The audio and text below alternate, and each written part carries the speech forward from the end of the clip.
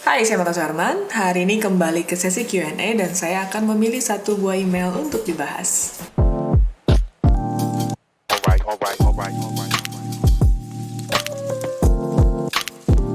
Makasih banget buat teman-teman yang udah kirim email ke martasuherman@gmail.com. Hari ini saya memilih satu buah email untuk dibahas, yaitu email dari nickmlan@gmail.com. Ini tulisannya, "Halo Mbak Marta, saya peminat Mbak Marta dari Malaysia. Saya masih beginner, saya menggunakan Nikon D5100, lensa kit 18105 f5. Saya ingin bertanya dengan Mbak Marta tentang apa bedanya DSLR full frame dan Nikon D5100. Suggestion dari Mbak Marta untuk pemilihan DSLR Nikon yang murah secocoknya untuk food fotografi pemula. Thank you, Nick Mutlan."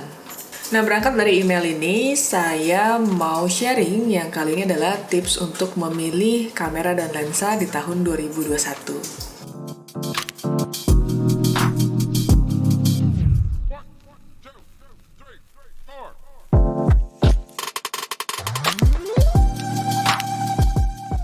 Buat teman-teman yang mungkin ngikutin saya punya YouTube channel, mungkin pernah tahu kalau saya pernah membahas mengenai tips memilih kamera dan juga lensa. Buat teman-teman yang mungkin belum pernah nonton, silahkan klik di link di bawah ini. Nah, di video kali ini saya akan coba kupas lagi tentang pemilihan kamera untuk digunakan, terutama bagi teman-teman yang baru memulai fotografi.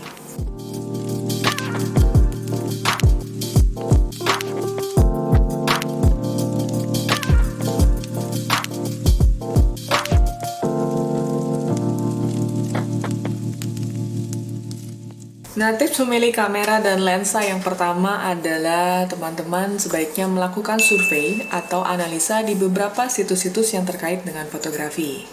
Kenapa alasannya kita harus melakukan survei sebelum kita melakukan transaksi? Nah, ini karena setiap produsen kamera setiap tahunnya itu pasti akan merilis beberapa jenis kamera dan juga lensa terbarunya. Nah, di sana banyak sekali teknologi yang sudah diimprove dari tahun ke tahun. Nah, ada baiknya teman-teman memilih kamera yang teknologinya lebih terbaru. Kenapa? Karena biasanya teknologi itu diperuntukkan untuk membantu kita supaya kita bekerja lebih mudah. Nah, kenapa teman-teman harus mengecek situs-situs ini yang mungkin sifatnya bukan situs resmi dari brand tertentu?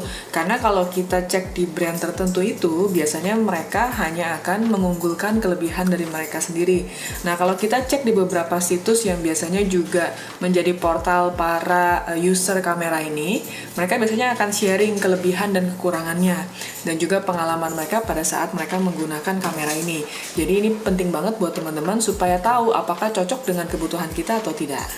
Kemudian tips yang kedua adalah sebaiknya kita mengenal sensor kamera. Nah, jenis-jenis sensor kamera ini menjadi satu unsur yang penting karena kita bisa menentukan hasil dari foto-foto yang akan kita buat. Di sini teman-teman bisa mengecek yang biasanya ada di pasaran adalah kamera-kamera dengan sensor APS-C dan juga sensor full frame. Nah, kalau teman-teman belum tahu jenis-jenis sensor, teman-teman bisa cek di video di bawah ini untuk menonton lagi. Jadi di sana saya pernah melakukan pembahasan apa itu sensor APS-C, apa itu sensor full frame. Nah, di sini secara singkatnya, sensor itu sebenarnya salah satu unsur yang bisa menghasilkan foto kita lebih baik. Jadi semakin besar sensornya itu, maka otomatis semakin bagus dynamic range-nya. Demikian juga dengan high ISO performance yang dihasilkan. Dan kalau saya kaitkan di sini dengan email yang dikirimkan oleh Nikmal, ini ada satu pertanyaan mengenai Nikon D5100. Dan di sini ada pertanyaan mengenai apa itu DSLR full frame dan juga semi frame. Nah, mungkin yang dimaksud semi frame di sini adalah kamera APS-C. Nah, APS-C ini kita sebut juga dengan kamera crop factor. Kamera crop factor itu memiliki pembesaran sebesar 1,5 kali, dan ini biasanya tergantung dengan brand kamera tertentu. Biasanya ada yang 1,4 kali, ada yang 1,6 kali, tapi in average rata-rata itu adalah sekitar 1,5 kali. Efeknya apa kemudian dengan hasil foto yang kita akan buat? Nah, kalau kita menggunakan kamera dengan kemampuan crop factor sekitar 1,5 kali, otomatis focal length kita akan berubah. Jadi kalau teman-teman memotret dengan 50 mili, otomatis foto yang kita hasilkan itu adalah foto-foto dengan focal length 75 mili. Jadi focal length ini biasanya berubah jadi lebih zoom, jauh lebih zoom dibandingkan dengan kamera-kamera full frame. Dan kamera full frame biasanya tidak ada pembesaran 1,5 kali, jadi itu semua 1:1. Apa artinya 1:1? Artinya kalau kita menggunakan lensa 50 mm, kita mendapatkan focal length persis di 50 mm-nya. Kemudian apa efek lainnya adalah performa dari dynamic range. Nah teman-teman mungkin yang belum tahu apa itu dynamic range, teman-teman bisa cek di link di bawah pembahasan mengenai dynamic range. Jadi dynamic range itu adalah rentang dari shadow atau foto di dalam foto kita itu area tergelap sampai area terterang. Nah rentang itu disebut dengan dynamic range. Dan juga di sini terkait dengan ISO performance. Artinya adalah pada saat kita memotret dalam kondisi gelap, biasanya high ISO performance pada kamera full frame itu jauh lebih bagus dibandingkan dengan kamera APS-C. Kemudian pertanyaannya adalah, apakah dengan menggunakan kamera APS-C yang memiliki pembesaran 1,5 kali itu menghasilkan foto yang tidak bagus? Nah, tidak juga, karena kalau kita menggunakan pembesaran 1,5 kali ini, kita bisa memaksimalkan pada beberapa pemotretan dalam fotografi. Misalnya, kita ingin memotret foto makro, kita bisa memanfaatkan 1,5 kali pembesaran ini menjadi mendapatkan foto yang lebih besar. Atau teman-teman ingin memotret birding atau wildlife, teman-teman bisa menggunakan focal length ini untuk mendapatkan foto yang lebih besar juga. Tips yang ketiga adalah teman-teman mengenali lensa yang akan kita gunakan. Nah, di sini teman-teman kalau hanya memiliki lensa kit, ini juga tidak masalah sebenarnya. Teman-teman harus mengetahui kekurangan dan kelebihan dari lensa kit yang kita gunakan.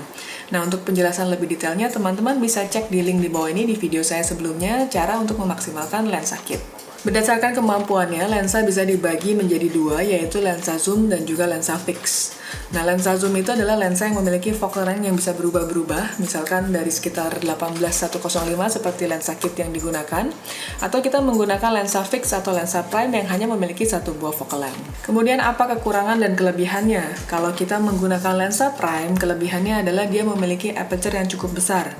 Artinya kalau kita ingin membuat foto dengan bokeh yang cukup creamy, teman-teman bisa menggunakan lensa prime, karena lensa prime biasanya bisa mencapai f1,4, f1,2, bahkan ada juga yang menghadirkan lensa dengan f0,95.